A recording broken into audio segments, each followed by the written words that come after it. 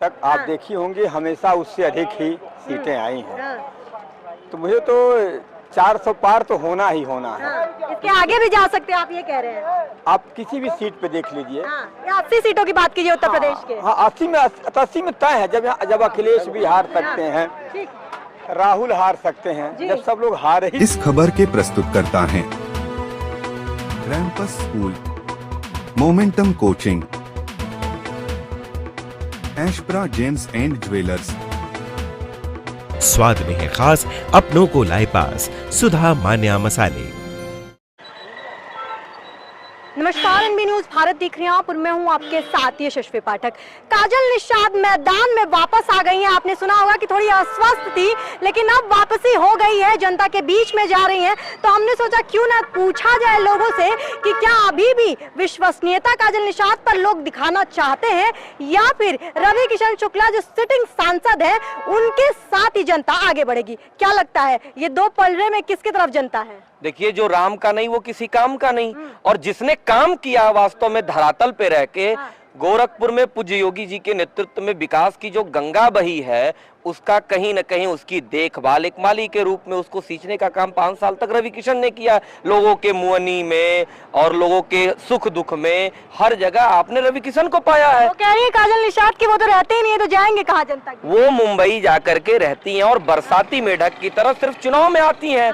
आप कोरोना काल का समय देख लीजिए, सबसे ज्यादा अनाज अपने संसाधनों से अगर किसी ने बांटने का काम किया है, तो चाहे वो अपने इंडस्ट्री से लेकर के आए हों, चाहे वो उद्योगपतियों से एक समन्वय बना करके, मुंबई से अनाज गोरखपुर में आया है, अन्य शहरों से रवि किशन जी ने व्यवस्था करके कोरोना काल में लोगों को एडमिट कराना हुआ। चाहे नगर निगम में इतने सोचिए 750 फिल्म करके जो व्यक्ति जो पूरी जिंदगी अपनी लग्जरियस लाइफ जिया है, वो एक पानी में उतर के नगर आयुक्त को कहता है कि ये पानी 24 घंटे के अंदर खत्म हो जाना चाहिए।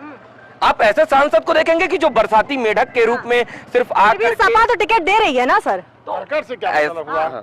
टिकट से नहीं, बार बार यकीन दिला रहे हैं अखिलेश यादव की काजल निषाद ही है जो उद्धार कर सकती हैं गोरखपुर। नहीं नहीं नहीं, कभी नहीं। काजल निषाद अपना उद्धार केवल कर सकती हैं, गोरखपुर का उद्धार नहीं कर सकती हैं। क्या लगता है काजल वर्सेस रवि किशन की इस लड़ाई में कौन कितना आगे और कौन कितना पीछे? जिसके नाम के आगे ही काजल लगा हुआ है, जो पहले ही काजल पोत चुका है। मैं यादव समाज से हूँ। अच्छा। और हमारे यादव समाज के जो है सारे लोग महाराज जी के साथ हैं, और यादव समाज डट करके जो है अपने महाराज जी का और अपने सांसद जी के साथ खड़ा हुआ है।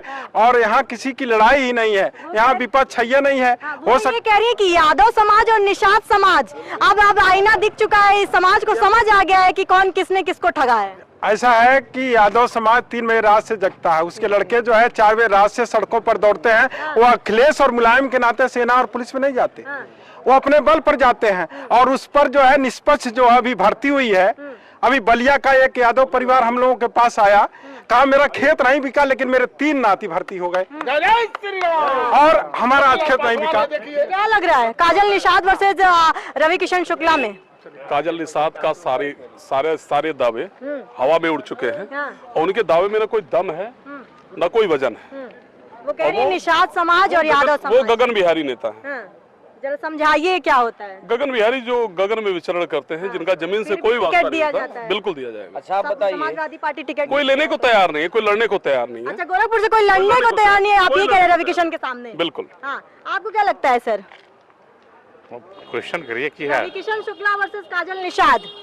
रवि किशन का एक डायनेमिक अलग कैरेक्टर है, और विकास के हमेशा रहते हैं। और काजल निषाद क्या करेंगी, क्या उनके पास स्ट्रेंथ है?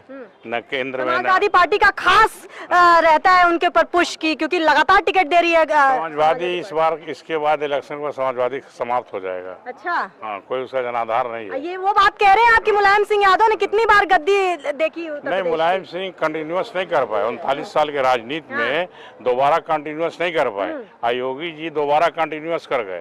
तो ये डिफरेंस है मुलायम सिंह में और योगी जी में। अयोध्या का मुद्दा कितना इस चुनाव में चलेगा? बहुत चलेगा। कैसे? राम राम भजन हर जगह हो रहा है, और पूरा देश राममय है। कल बड़े भाग मानुष तन पावा, सुख दुर्लभ सत्य ग्रंथ ही गावा, कि मनुष्य शरीर बड़े भाग से मिलता है। और राम रवि किशन को फायदा मिलने वाला है अयोध्या के मंदिर से। की बार 400 पार, मोदी सरकार ऊंच नीच का भेद नहीं रखते, सबको अपने दिल में ले चलते। ऊंच नीच का भेद नहीं रखते, सबको अपने दिल में ले चलते।